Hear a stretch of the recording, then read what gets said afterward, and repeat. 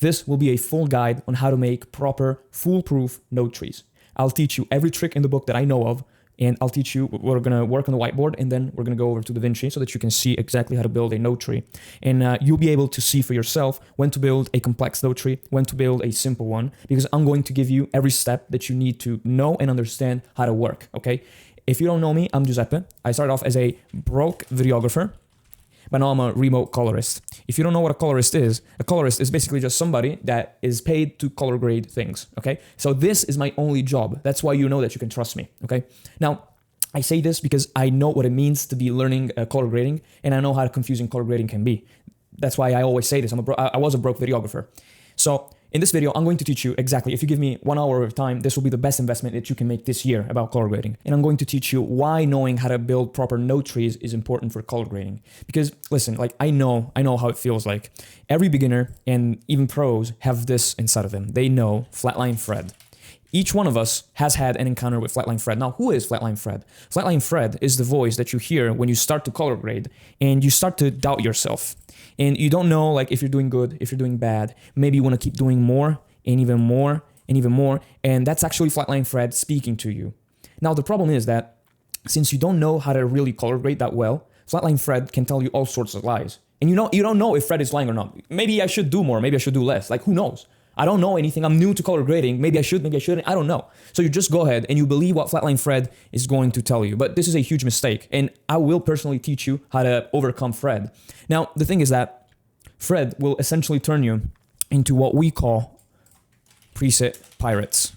The boys already know this. They're already on their way to becoming color kings. Now, preset pirates, these are the guys that usually follow YouTube tutorials and they don't know why they do the things they do. And I know that this is going to sound like, this will start to sound like you. Because I was like this. I have been a preset pirate and I can teach you how to stop it. So they usually get told to just slap LUTs on top of their footage. They just do without thinking. So that's the big issue.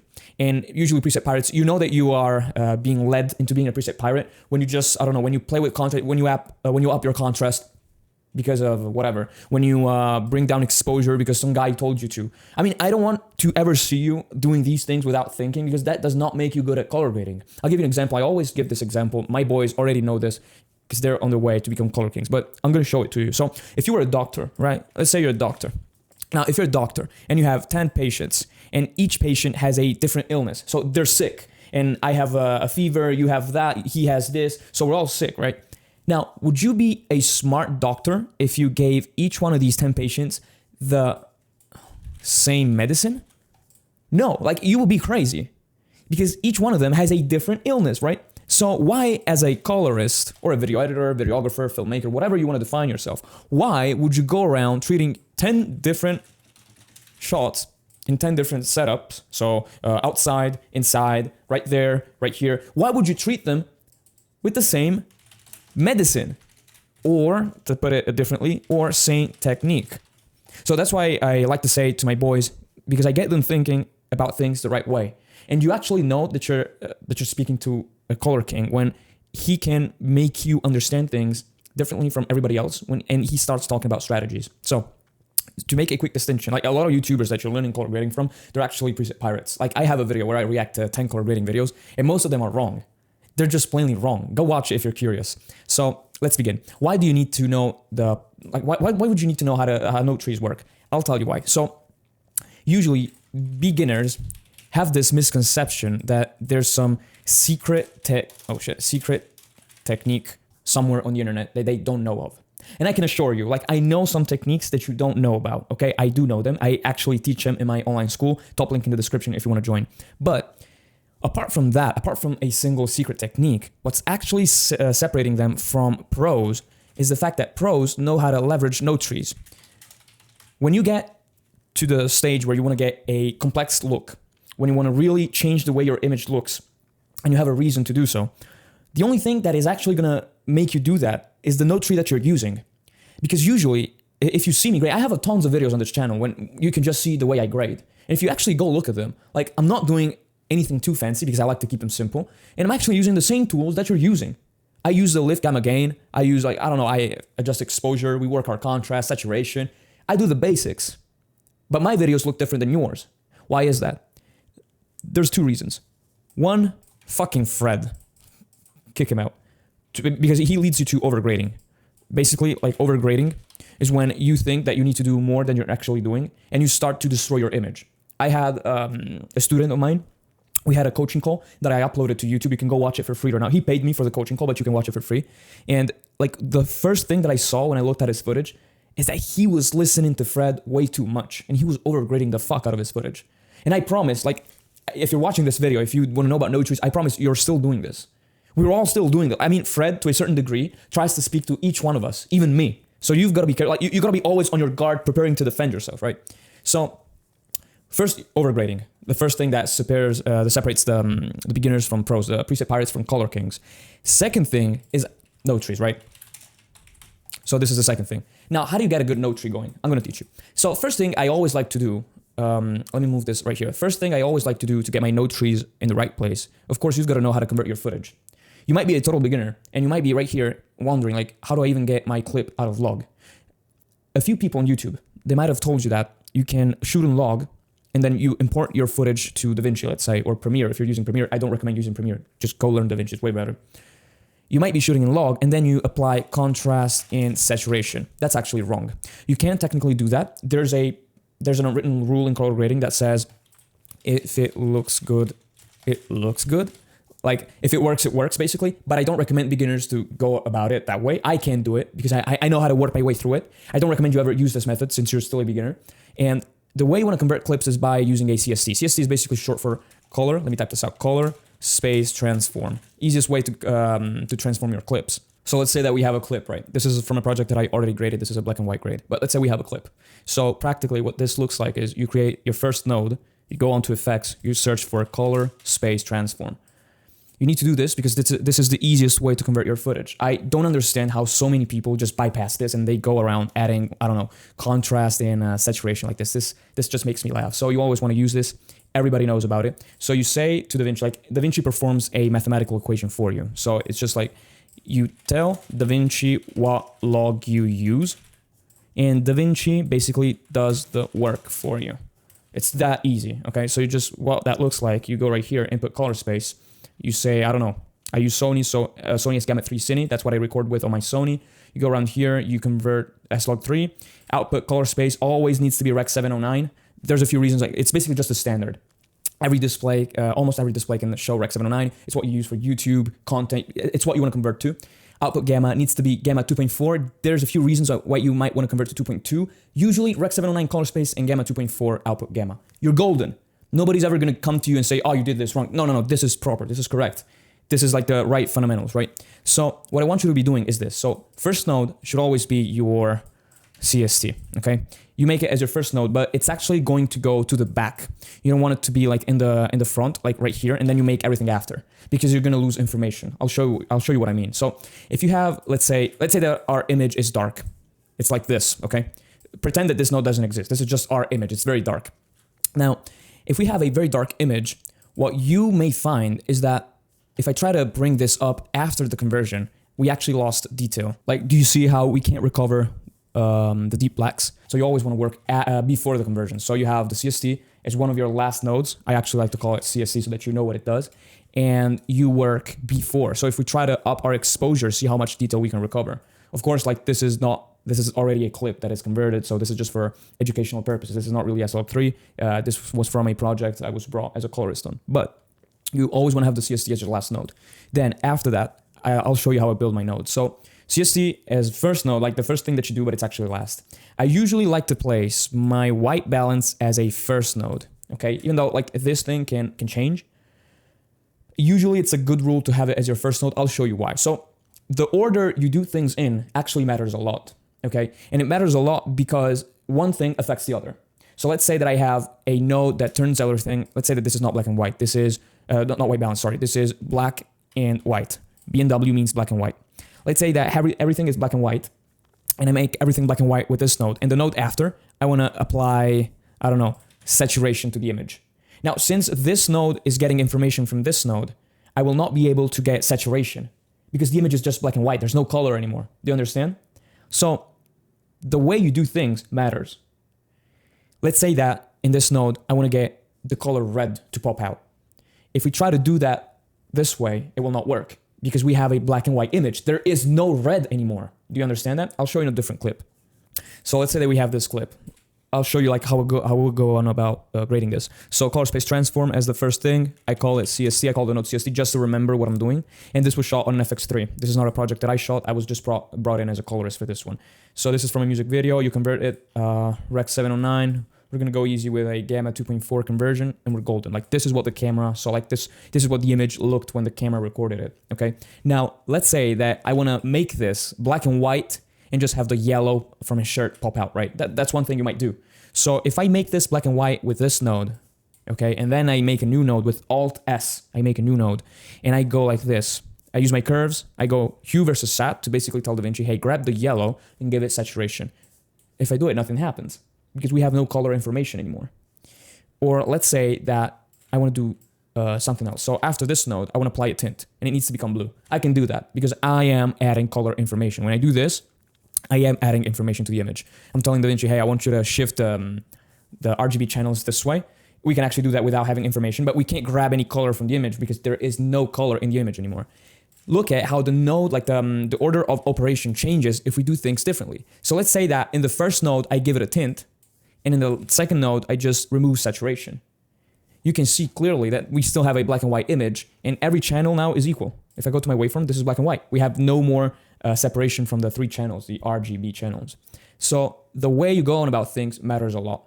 Okay. So what I usually like to do is this. You always have your, let me get rid of this. So you do things like this. CST. Then you have white balance node right here. You have white balance node because let's say that you have an image that is looking wrong. Okay. It's too red, too green, too magenta, too something. Okay.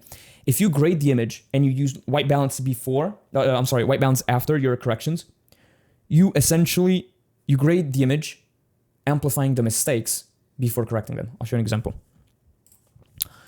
Let's say that this image is too magenta, right? We could go on about correcting the image. I would usually go like this. Okay, let's say you want to correct your image. Around here looks okay to me. So let's say that this is our white balance node, okay? Let's say that instead of doing this, we want to leave this to the end. Instead of doing this, first we work our exposure and we go actually a bit darker. Then our contrast, we want more contrast, maybe shadows need to come up. This can be brighter, midtones down. Yeah, maybe we can do something like this. Then after this, I want, let's say, less blue because I like it this way than this. How about now we start playing with saturation? Yeah, I want to saturate the image. And then we go and play with the white balance. Do you see how weird the image is looking? We have just worked on an image. Like, everything that we have done has just amplified the problem for us.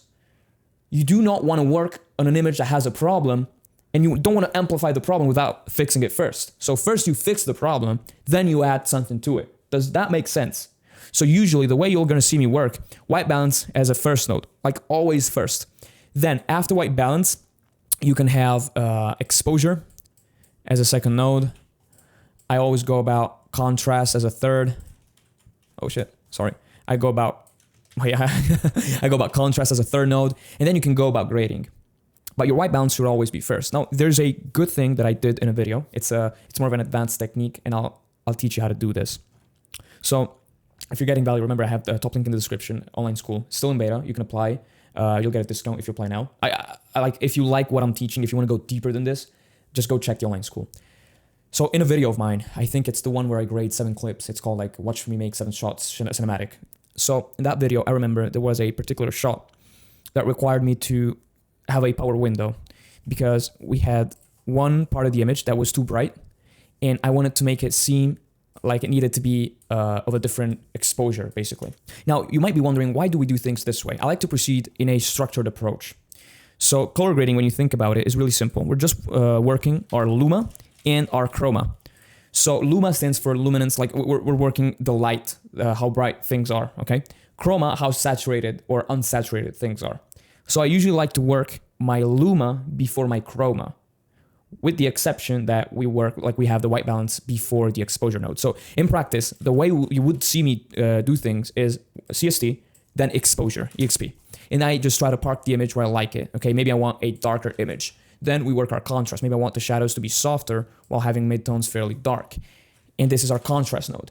Now, after these Luma adjustments, I usually start working my white balance, WB. I call it WB for white balance. So white balance stays as the first node in the node tree structure, but it actually comes after exposure and contrast. You can do things differently. This is not a rule that you have to follow like 100%. I usually like to go about it this way. I just like working on exposure and contrast before I touch my white balance. This is true because sometimes working exposure and contrast allows me to understand better what my white balance should be like. Okay, this is a me thing. You can go about it like white balance before.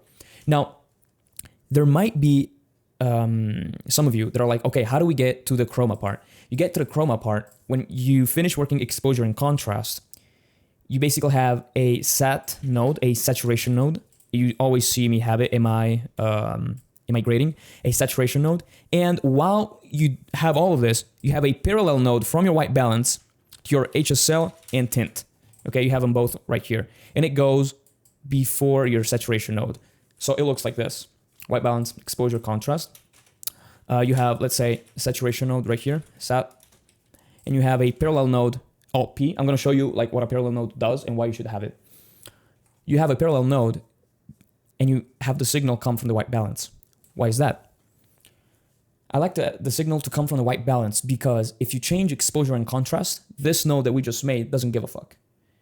Because it's not getting its signal from exposure, it's getting it from the white balance. And white balance, once you decide what it should be, it stays like that. So the things that we do right here, like let's say that we want to desaturate the blue, okay? This looks horrible, of course, but let's say that you want to do that.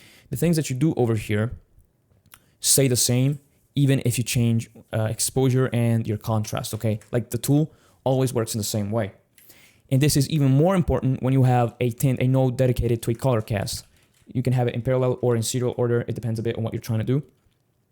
And yeah, I usually go about it like this. So you get your signal from the white balance. There's a few instances where you don't want your white balance to be there. Like I had a few times where I just didn't want to touch white balance because I liked it the way it was. And you just don't have a white balance node. And you have the signal come from this little button right here, which is not a button. It's just a beginning, like the media in. You have it come from the very beginning of your node tree structure. If you have a white balance, you have it come from the white balance. Now, there may be a few times where you want to do like corrections. Like let's say that you have an overexposed part in your image, okay? Let's say that you have an overexposed part in your image. You'll see me grade things like this. So let's say that you have, I'll give you like a real example that you can see in one of my videos and in the online school. We have a clip. In the clip, there's a door and a lot of light is coming through the door.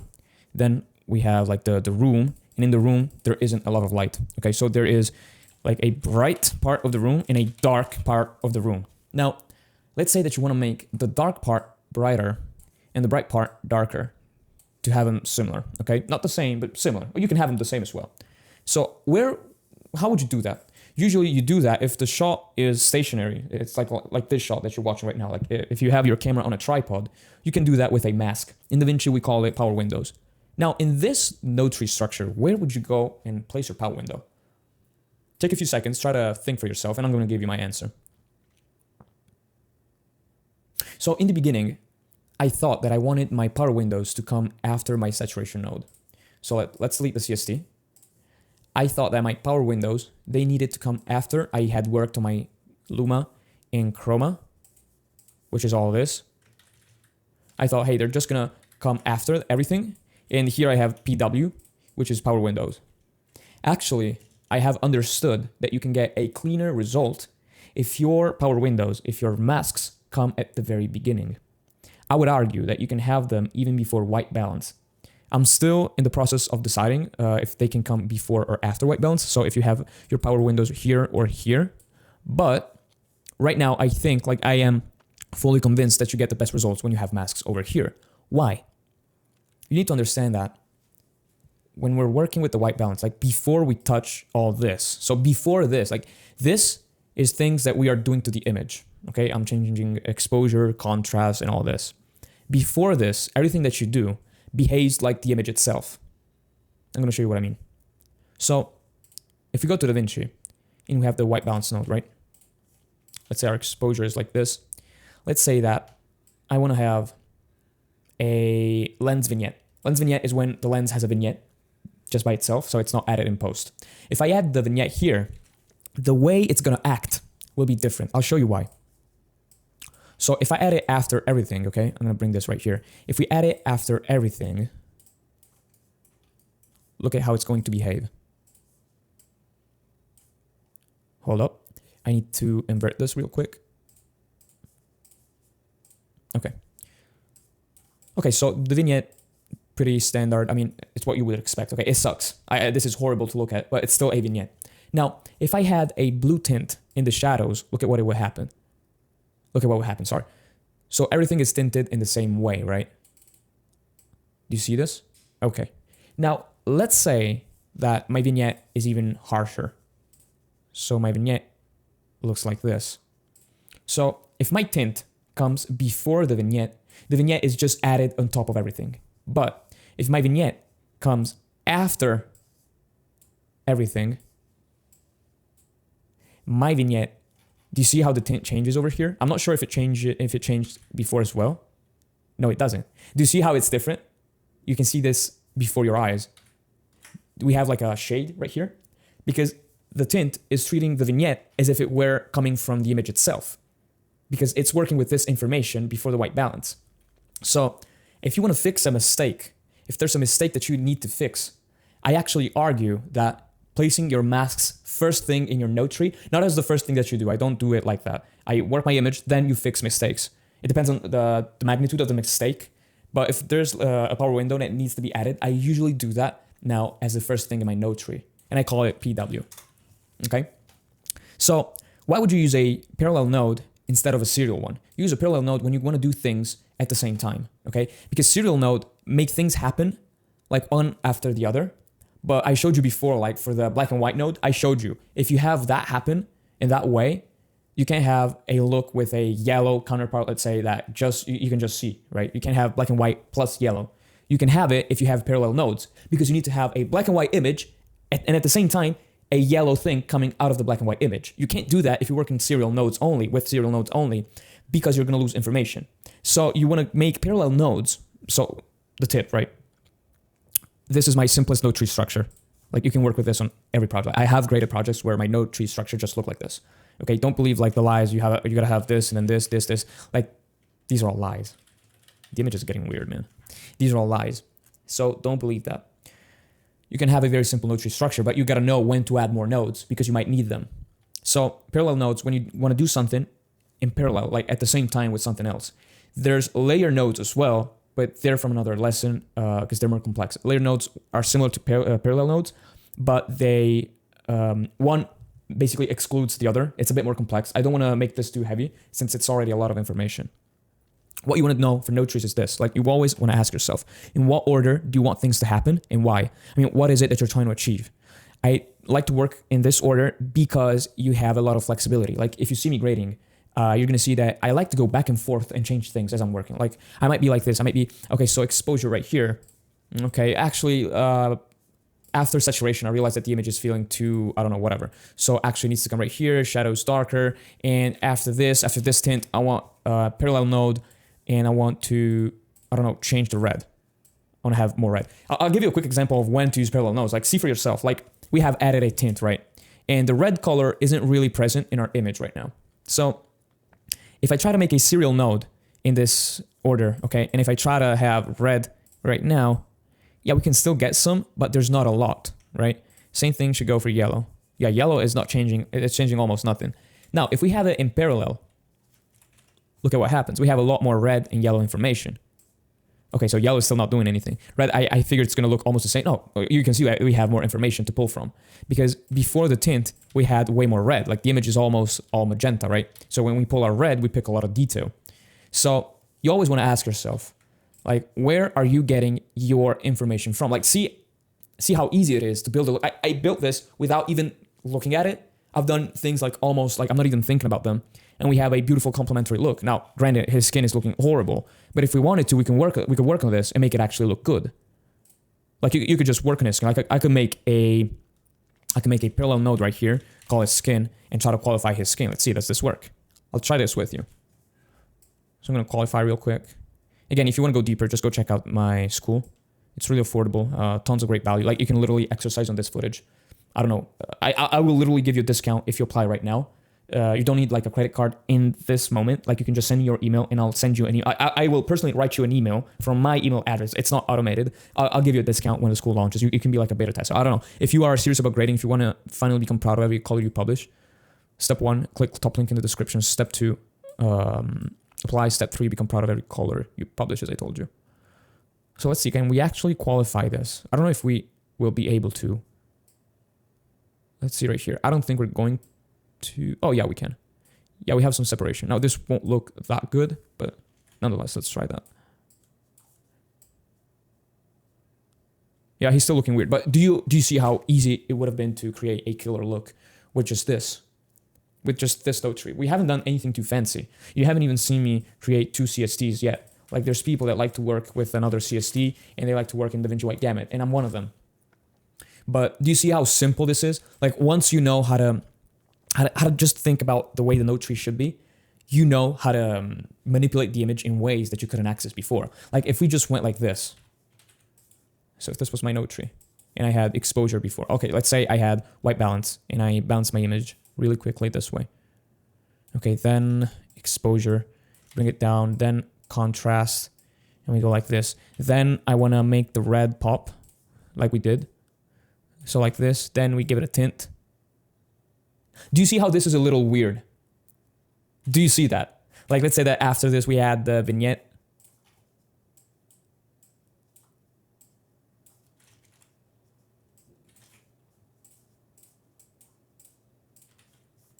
Do you see how this looks nothing like what we just did? And you might be, oh, I just need to crank out my reds more and blah, blah, blah. No. It still doesn't look like the thing that we had before. It looks weird, right? So when you work about it this way, you have a way less flexible workflow. And did you see why I told you before?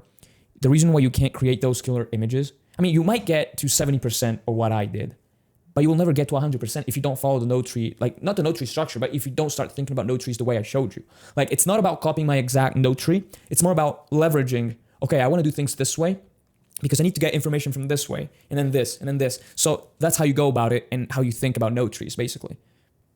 If you don't do what I just told you to do, you'll never get the images you're after. Like that's the only reason I firmly believe, like you're not lacking techniques, you're lacking strategies. I always say this on my channel and people like, they don't understand me. Like they don't understand how deep this goes. But really, you're just lacking strategies. What did I just give you?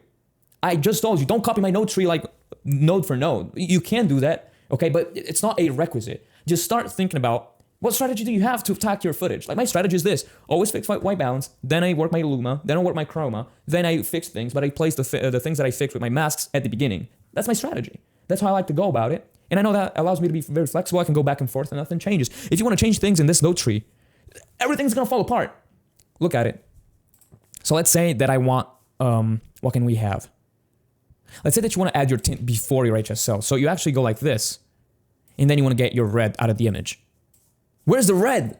You can't go back. You can't be, okay, so I want to have more blue, but at the same time more red. Then I'm going to go right here and then do this. Everything's going to change in weird ways. Now, granted, I know how to grade, so the image is going to start looking good either way. But you want to have a proper workflow. Like, I know which button to press to make the image pop, to make that cinematic thing appear. Okay, I know. I knew that if I gave it some love with the gain knob, we would have some color contrast, we would get to a good enough result, okay? But still, you want to work in a proper way. Like, this is not proper. Because if you want to go back and change things, now your tint changes. Now the sky isn't tinted anymore.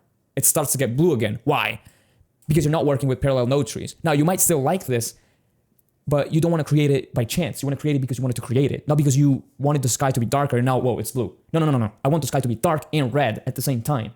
How do you do that? With parallel nodes. And when do you do parallel nodes? When you want something like this, which is you always want something like this. So yeah, again, I have a ton of material coming to my online school. I have an even more structured approach. We talk about color grading. We talk about everything, man.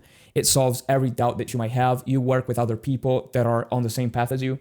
You work on the footage that I color grade. You see me grade the footage, and then you work on the same footage. Like on YouTube, I have some videos where I color grade live. No. In the school, I actually make you download the footage, and I watch how you grade. You send the screenshots, the node trees. We discuss it together. Other people, they give you the what they think about it. You work with people to become better. You work with aspiring color kings, how to get better at grading. if you're serious, if you want to finally stop the doubts, go actually apply right now, especially like if you don't have that big of a budget. Like the school is going to be very affordable, but if you don't have that big of a budget, apply now. I'm just going to give you a discount. What do you have to lose? Like worst case scenario, man, you've lost a couple of bucks. It's not going to be like, man, just go check the link in the description, man. That's enough, man. All right. God bless you. Thank you for watching. I hope this solved some of your doubts.